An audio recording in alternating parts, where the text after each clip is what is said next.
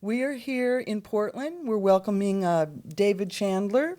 He's a physics teacher, and David will be presenting a paper at the American Association of Physics Teachers here in Portland. It's a 4-day event, all kinds of awards, and mingling with physics teachers. He's here to present his presentation on the collapse of the World Trade Center buildings on 9/11, and we want to hear what he has to share with us about physical evidence of the collapse of the buildings on 9/11. Thank you. Hi, I'm David Chandler. I teach physics, and from the very beginning when I was starting to look at the collapses of the World Trade Center buildings, I looked at them and they didn't look right to me. Of course, they don't look right to a lot of people. But I knew that just saying, well, they don't look right to me doesn't persuade very many people or anything. In fact, how do I even know that I'm seeing it correctly? Because we haven't really seen this kind of an event before.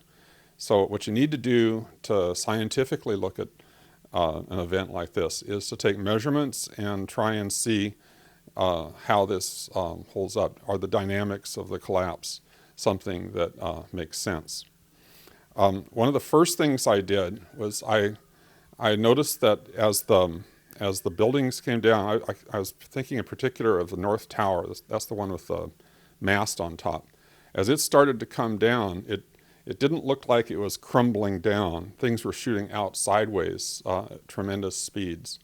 And the very first thing I did is I just took a ruler up to the television screen and estimated, just when taking some timings, and I looked up some distances on the internet, and I did an estimate of how fast some of the heavy chunks of material were being thrown sideways. And right off the bat, I came up with an estimate of over 60 miles an hour. And that was a crude estimate, but it was something that really hooked me in. And as I started looking at it more, I figured, how can you get something so massive being thrown sideways at that kinds of speeds? Actually, if you take the top of the building coming down, by the time the top of the building had come down to the level where those things were thrown out, it was moving slower than these things were moving sideways. So it was quite apparent to me that something unusual was going on. I measured various other things and just tried to find what I could make of this phenomena. 9/11 is a very significant event, and it's worth looking into because so much has been staked on this. We have wars that have been started over 9/11, and we have this whole policy of war on terror and torture, all these things, the setting aside of human rights and American civil rights. And so it's something that you can't just brush aside lightly. One of the tools that I use in the classroom for analyzing motion is it's a video analysis kind of a thing where you can put a dot on each frame of a video and follow the way something moves. Like if you drop a ball and put a dot for each position frame by frame, the timing of the frames versus how far it moves, you can measure things like speed and acceleration and so forth. So I did this using the videos of the World Trade Center that I just downloaded off the internet. And one of the things that I found was Building 7, which was the third building that came down in New York that day, in the evening about 5:20. The roof line came down very, very close to free fall.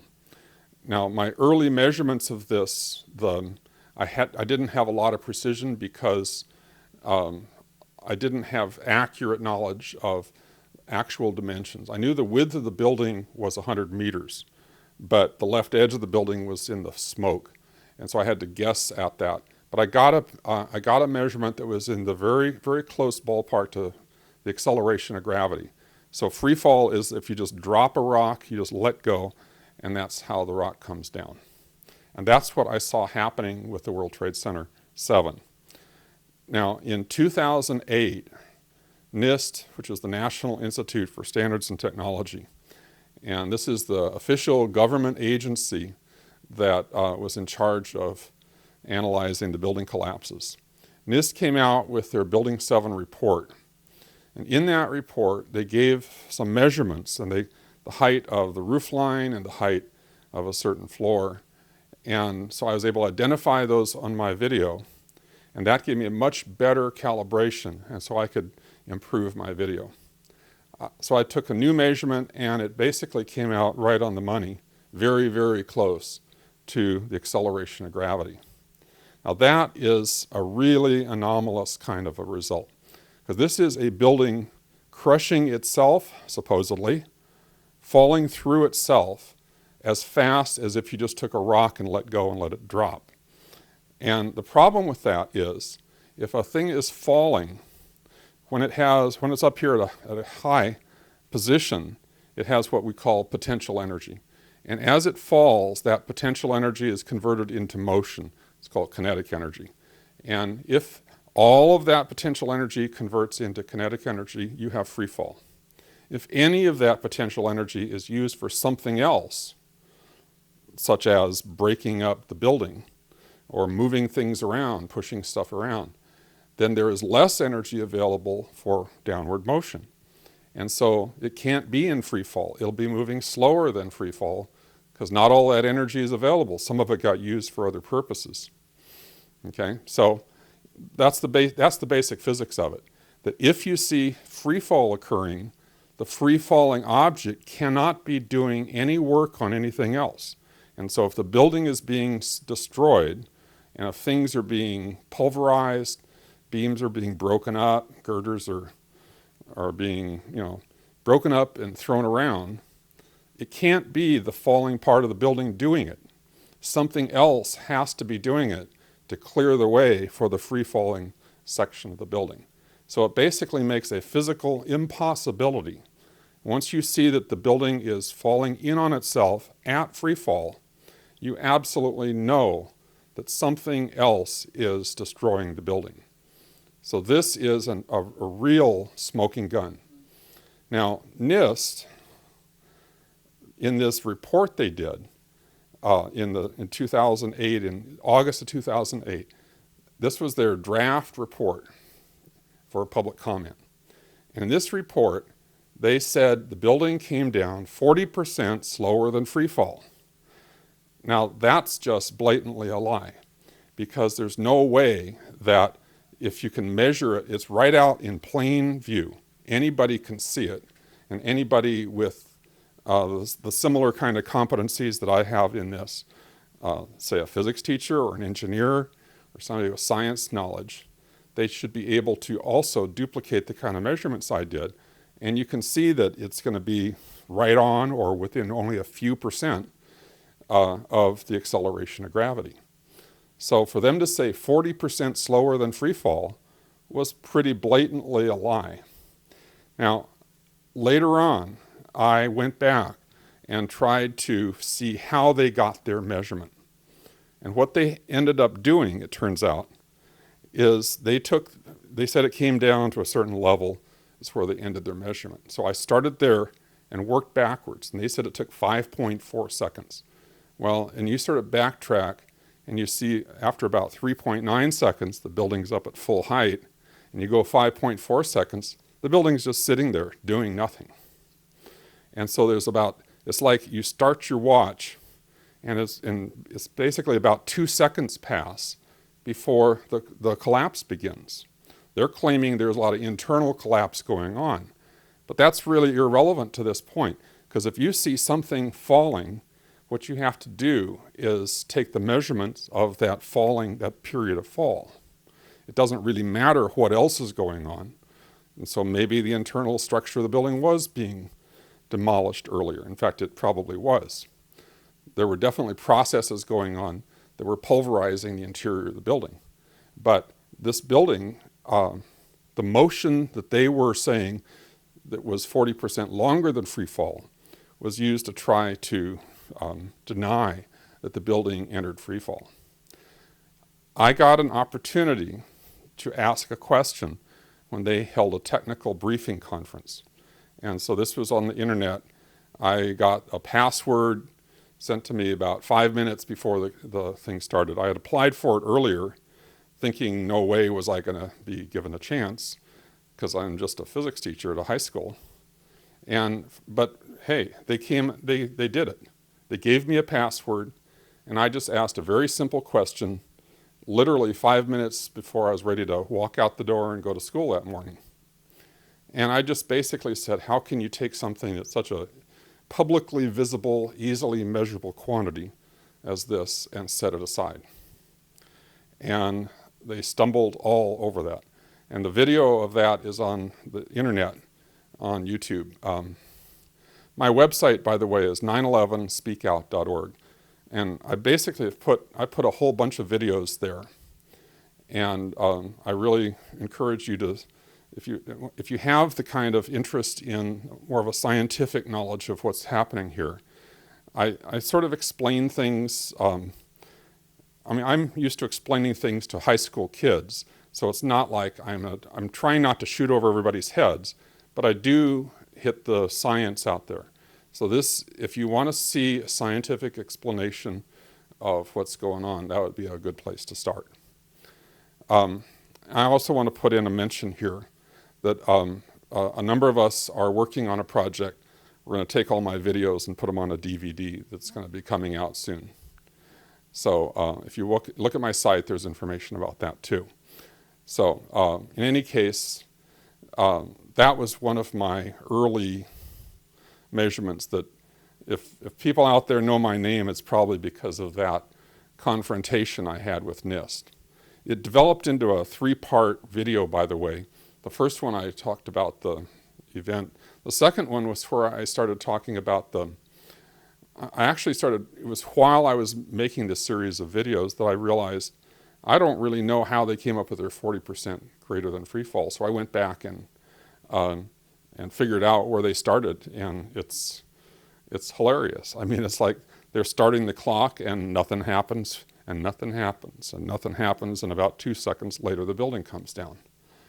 And for them to try and turn that into some kind of a valid measurement, it's just ludicrous. And the third part of the series was explaining the significance of free fall and try to round out the picture there.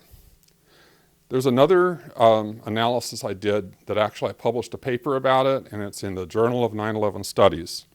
And that's about the North Tower. The two towers, the Twin Towers. The North Tower is identifiable as has a mast on top. It's the first building that got hit. It's the second one that came down. And it got hit pretty close to the top. So there's only about a dozen or so floors above the point that broke off somehow and started to come down. And the big question is, how did this small top section of the building manage to crush the huge section of the building underneath it? Now, the thing that most people in the general public have latched onto is what was put out on a NOVA program very early on, and they talk about pancaking collapse of the floors. Well, NIST rejected that themselves. And the reason is, if you pancake the floors, this building, these two towers, had tremendous internal structure to it. And this was lied about in some of the early information that was put out. But you have the perimeter columns around the outside, and then you have 47 very massive columns going through the center, which are very heavily cross-braced. And these act as like a building within a building. And if you had pancaked all those floors down, the core structure would still be sitting there. And you would have seen the core structure, the full height of the core there's no way of tearing that down from a pancaking collapse. And NIST realized this, and so they rejected the pancake theory. And they said what happened was the top section of the building acted as a pile driver, that it crushed the core. Somehow it fell a couple of floors, picked up enough speed that it was able to cause the core to fail, and then it came down like that. This was actually developed by an engineering professor, Professor Bazant, in a paper that was released literally a day or two after 9/11. And NIST then relied on Bazant's analysis for their account of how this happened. Anyway, it can't happen. And that's what my analysis is about. What happens is, if you have a block that's falling, we're just simplifying it for this model here. Think of it as a falling block somehow crushing what's underneath. Okay. When the things hit, they're going to, let's think of it as something you can imagine. Take a hammer hitting a nail. When the hammer head comes down on the nail, what's happening is the hammer drives the nail into the wood. The nail is exerting an equal force upward on the hammer, which causes the hammer head to come to rest, which is why you have to pick the hammer head up again and hit it again.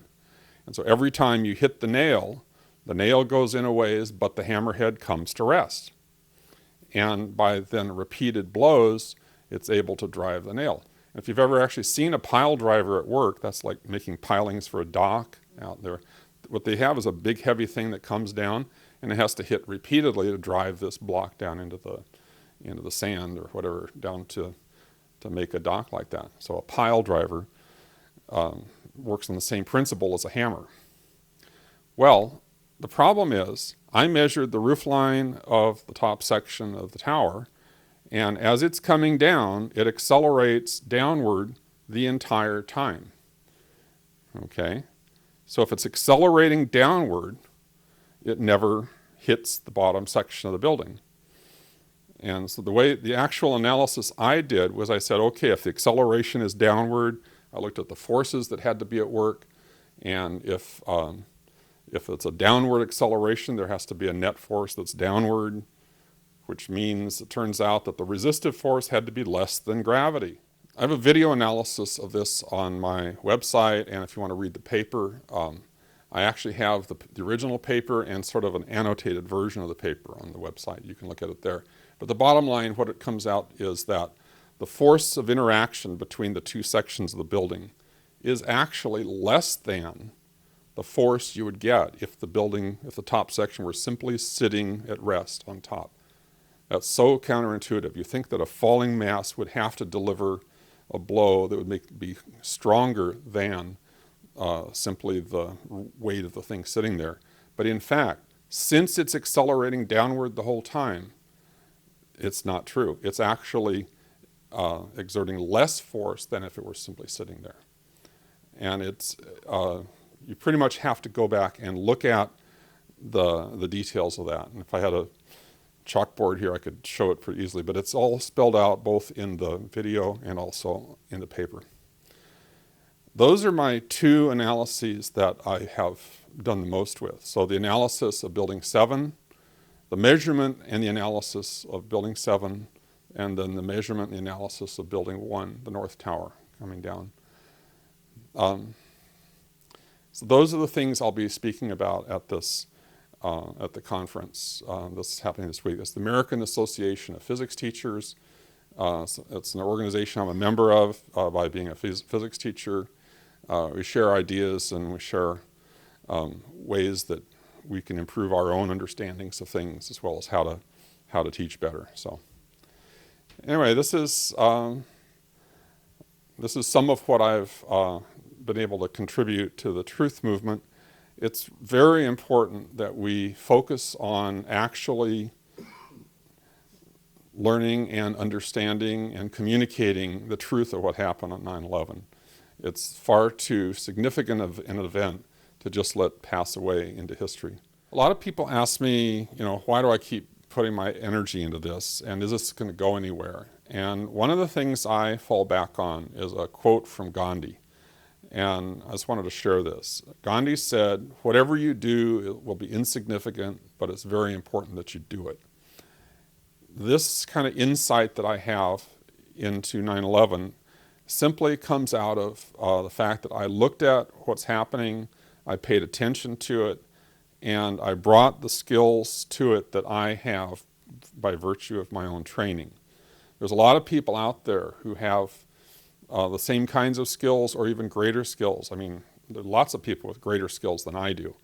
A lot of people I talk to, they're an engineer or someone, and they don't even know that 3 buildings came down in New York. I mean, they haven't really looked into it, or they have been taken in by the stigma that somehow if you pay attention to this, it means you're some sort of a lunatic or something. Well, I don't think it's being a lunatic to be concerned about what's happening to this country and how we're being governed and how we are being lied to on such a regular basis. So I do think that it's significant. It's important to actually to go there, not to just sort of brush it aside.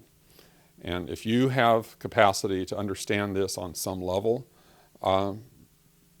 do that. Study it, bring your own skills and expertise into it, and see what you can come up with yourself.